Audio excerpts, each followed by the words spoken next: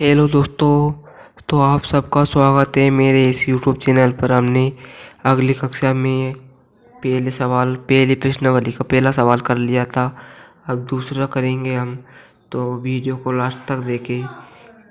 चलो हम शुरू करते हैं दूसरे के पहली प्रश्नावली का दूसरा सवाल।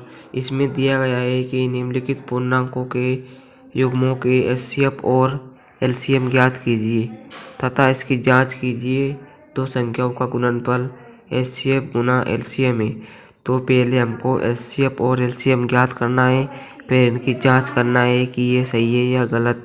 फिर दो संख्याएं लेनी है, फिर उनका गुणनफल करके एचसीएफ और एलसीएम जानना है कि ये एचसीएफ है या एलसीएम। तो करते हैं हम दूसरा सवाल का पहले में 26 और 91, तो इसको करते हैं हम। तो पहला सवाल करते हैं हम। पहले सवाल में 26 और 91, इसका एचसीएफ और एलसीएम ज्ञात करना है। तो पहले हम 26 के अभाज्य गुणनखंड करेंगे। 26 के अभाज्य गुणन करेंगे तो क्या होगा, पहले 2 का भाग जाएगा, 2 एकम 2, 2 3 6, फिर जाएगा 13 का एक बार। तो इसके अभाज्य गुणनखंड होंगे 2 की घात 1 गुना 13 की घात 1। इसी तरह 91 के अभाज्य गुणनखंड कर लेते हैं, क्या होंगे इसके अभाज्य गुणनखंड।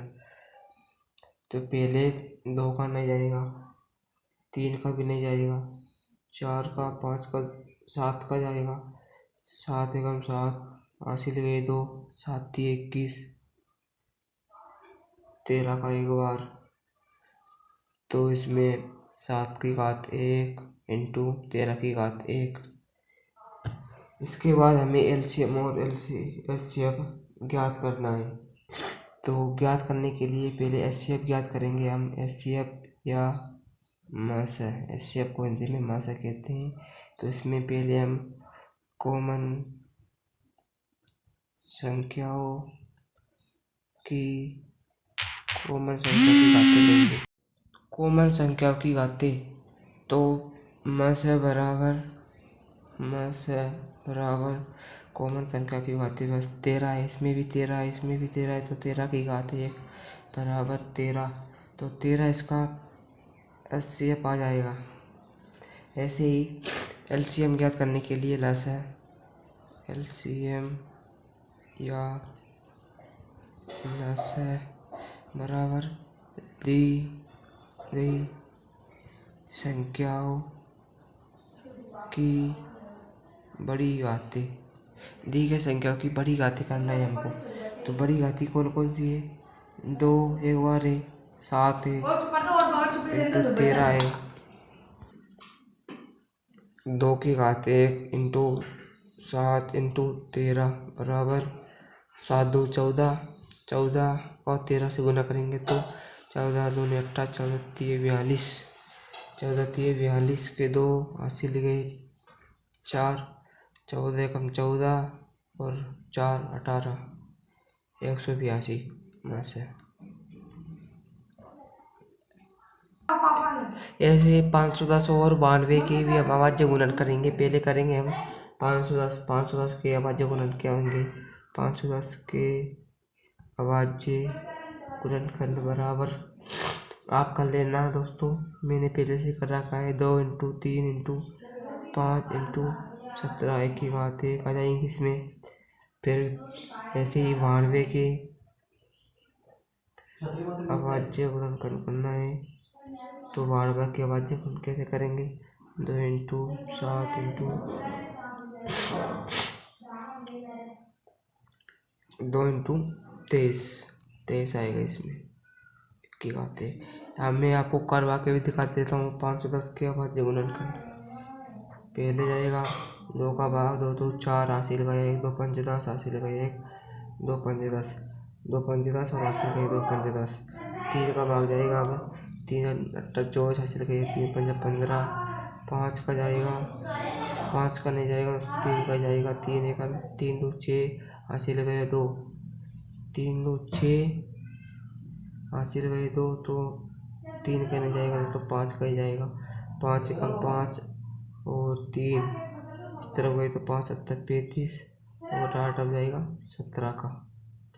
ऐसे ही करेंगे हम 92 के अभाज्य गुणनखंड। ये 92 के वैसे करेंगे। पहले जाएगा 2 का, 2 चौके 8 हासिल गई से 2 छक्के 12, 2 छक्के 12 जाएंगे। फिर 2 का तो जाएगा, फिर 2 2 4 2 3 6, फिर 23 का ही जाएगा। ऐसे ही ये अभाज्य गुणनखंड हो गई। और फिर एचसीएफ ज्ञात करेंगे। एचसीएफ बराबर कॉमन संख्याओं की घातें, कॉमन संख्याओं की घातें बराबर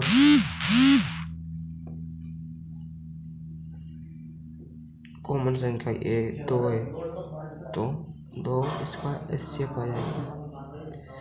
ऐसे ही एलसीएम या मास्य महत्तम समवर्तक दी गई संख्याओं की बड़ी घातें, दी गई संख्याओं की हमें बड़ी घातें करना है। जैसे इसमें 23 है, 5 है, 17 है, 3 है, 2 है। ऐसे ही करना है हमको। 2 इंटू 2 2 इसमें 2 की घात 2 है बच्चों, 2 की घात 2 है इसलिए 2 2 बार जाएगा। फिर 3 इंटू 5 इंटू 17 इंटू 23, इनका योग कितना होगा? 2 2 4 4 3 12 12 5 45 45 और 1600 1600 तो 17 को 23 से गुना करेंगे तो 23,460 जाएगा। 23,460 जाएगा इसका एलसीएम। ऐसे ही तीसरा सवाल है। तीसरे के बाद में फिर तीसरा सवाल करेंगे हम। तीसरा सवाल क्या है? अभाज्य गुणनखंड विधि द्वारा निम्नलिखित पूर्णांकों के एचसीएफ और एलसीएम ज्ञात कीजिए। तो एचसीएफ और एलसीएम ये पहले दूसरे सवाल के जैसे हैं, तो मैं आपको एक सवाल करके बता देता हूँ और बाकी आप सब कर लोगे। तो 12 15 और 21 के हमें अभाज्य गुणनखंड ज्ञात करने। तो 12 के अभाज्य गुणनखंड बराबर क्या होंगे? 12 के अभाज्य गुणनखंड होंगे बच्चों। 12 के अभाज्य गुणनखंड लीजिए, आप यूँ भी कर सकते हो, मैं ऐसे ही कर सकता हूँ कि 12 के अभाज्य गुणनखंड क्या होंगे? 2 की घात 2 इंटू 3 की घात 1 होगा। और ऐसे ही 15 के अभाज्य गुणनखंड भी ऐसे ही होगा। 15 के अभाज्य गुणनखंड भी 3 की घात 1 इंटू 5 की घात 1। और ऐसे 21 के अभाज्य गुणनखंड भी ऐसे ही होंगे, 3 की घात इंटू 7 की घात 1। इसमें हमें एचसीएफ बराबर क्या करना है? एचसीएफ बराबर दोस्तों करना है कॉमन संख्याओं की घातें। कॉमन संख्याओं की घातें करना है। कॉमन संख्याओं की घातें क्या है? 3 की घात 1 बराबर 3 हो जाएगा इसका। और एलसीएम बराबर करना है दी गई संख्याओं की बड़ी घातें। दी गई संख्याओं की बड़ी घातें बराबर क्या है? दी गई संख्याओं की बड़ी घातें बराबर है 2 इंटू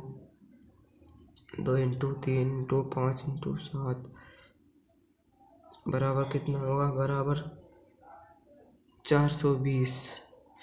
तो आज की क्लास हम यहीं पर ख़त्म करते हैं। अगला सवाल क्वेश्चन 4 हम अगली क्लास में करेंगे। थैंक यू, धन्यवाद। अगर क्लास अच्छी लगे तो मेरे